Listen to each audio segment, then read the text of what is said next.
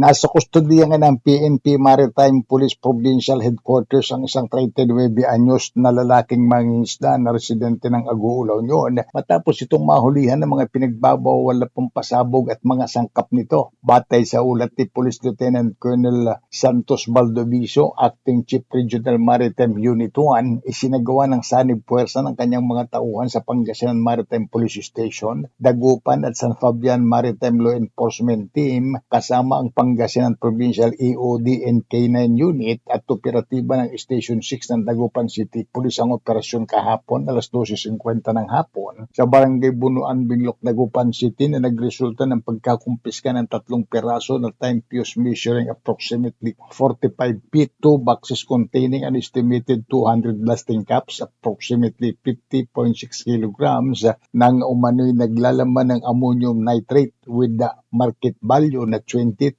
pesos. Nasamsam din ang budol money na ginamit sa entrapment operation at ang gamit nitong tricycle. Kaso ng paglabag sa Section 3 in relation to Section 1 ng Republic Act 9516, other known as the law finalizing the illegal sale, delivery, or disposition of explosive, ang inihahanda ngayon ng mga otoridad laban sa akusado. Mula sa Action Radio Pangasinan para sa MBC TV Network News, ito si Freddy Pajardo, Aris 38, una sa Pilipinas, una sa Pilipino.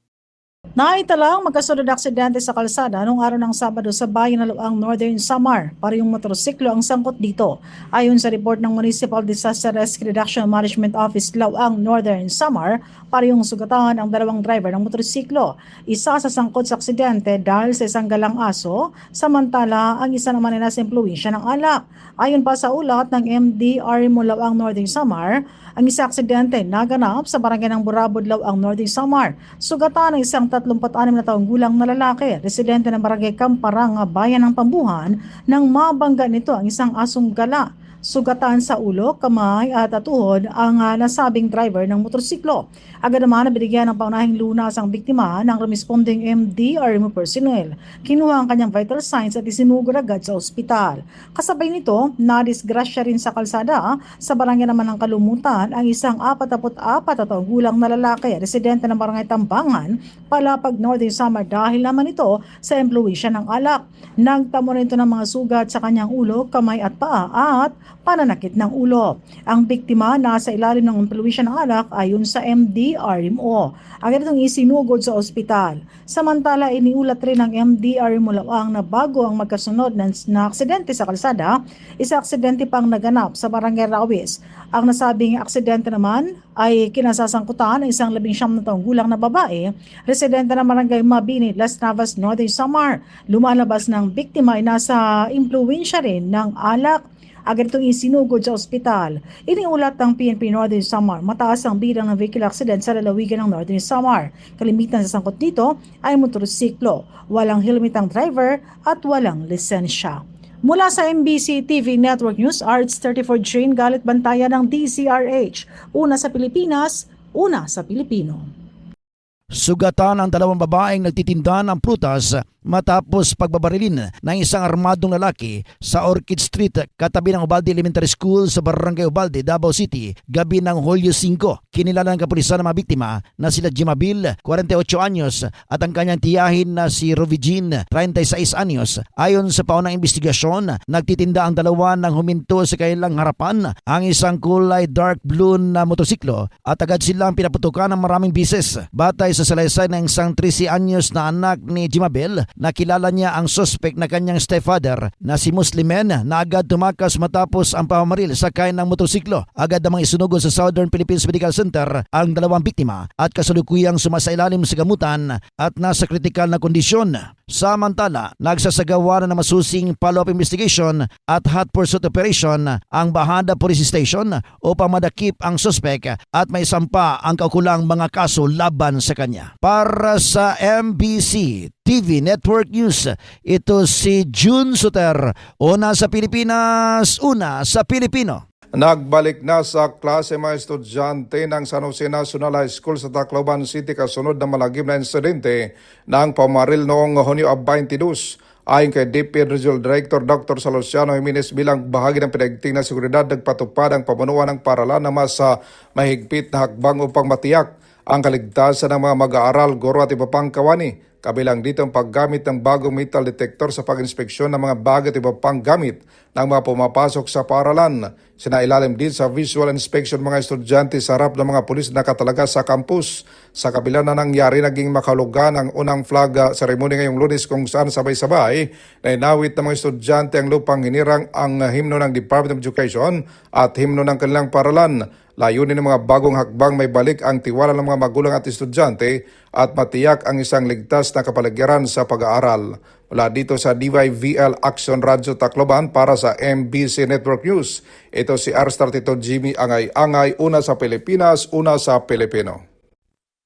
Na-recover ng Bacolod City Police Office City Drug Enforcement Unit ang mahigit 14 million pesos ng umano'y illegal na droga na sa Purok Kamunsil, Barangay 3, lungsod ng Bacolod. Ang subject ng buy-bust operation ang kinilala lamang na si alias Waway, 25 anyos, residente ng Purok Bulinaw, Barangay 1 ng nasabing lungsod.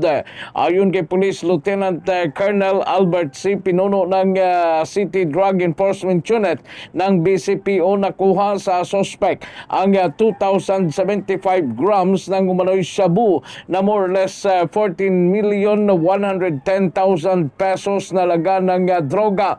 Ang suspect ay isang high-value individual o HBI at Barangay Anti-Drug Abuse Council listed o badak ng Barangay 1. Dagdag pa ni si alias Waway ang distributor ng illegal na droga sa Barangay 35-1, Barangay 4 at iba pang mga barangays.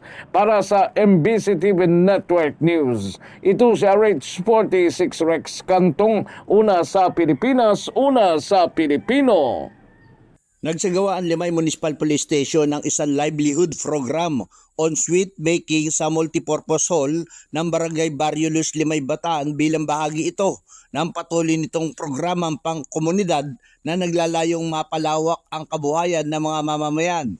Sa pangunguna ni Police Major Jimmy Albert Edison, Chief of Police, natutunan ng mga kalahok ang tamang paggawa ng pulburon, pastillas at peanut brittle na maaaring magsilbing dagdag na pagkakakitaan ng kanilang mga pamilya. Isinagawa ito kamakalawa na pinangunahan naman ng mga resource person mula sa Bataan Peninsula State University BPSU sa pamumuno ni Mr. Robert Garcia ang pagsasanay kung saan aktibong lumahok ang mga residente sa aktual na demonstrasyon at pagsasanay. Ipinakita ng programang ito ang patuloy na pagtutulungan ng Philippine National Police at ng komunidad sa pagtataguyod ng mga programang nagbibigay ng kabuhayan, nagpapalakas ng kasanayan at nagsusulong ng mas maunlad at matatag na pamayanan. Para sa MBC TV Network News, RH37, Danny Kumilang, una sa Pilipinas, una sa Pilipino. Nasa kustodiya nga ng PNP Maritime Police Provincial Headquarters ang isang 39 anyos na lalaking mangingisda na residente ng Aguulaw Union matapos itong mahulihan ng mga pinagbabawal na pampasabog at mga sangkap nito. Batay sa ulat ni Police Lieutenant Colonel Santos Baldoviso, Acting Chief Regional Maritime Unit 1, isinagawa ng sanib puwersa ng kanyang mga tauhan sa Pangasinan Maritime Police Station, Dagupan at San Fabian Maritime Law Enforcement Team kasama ang Pangasinan Provincial EOD and K9 Unit at operatiba ng Station 6 ng Dagupan City Police ang operasyon kahapon alas 12:50 ng hapon sa Barangay Bunuan, Binlok, Dagupan City na nagresulta ng pagkakumpiska ng 3 piraso na time fuse measuring approximately 45 feet, 2 boxes containing an estimated 200 blasting caps, approximately 50.6 kilograms ng umano'y naglalaman ng ammonium nitrate with the market value na 20,000 pesos. Nasamsam din ang budol money na ginamit sa entrapment operation at ang gamit nitong tricycle. Kaso ng paglabag sa Section 3 in relation to Section 1 ng Republic Act 9516, other known as the law finalizing the illegal sale, delivery, or disposition of explosive, ang inihahanda ngayon ng mga otoridad laban sa akusado. Mula sa Action Radio Pangasinan para sa MBC TV Network News, ito si Freddy Pajardo, Aris 38, una sa Pilipinas, una sa Pilipino.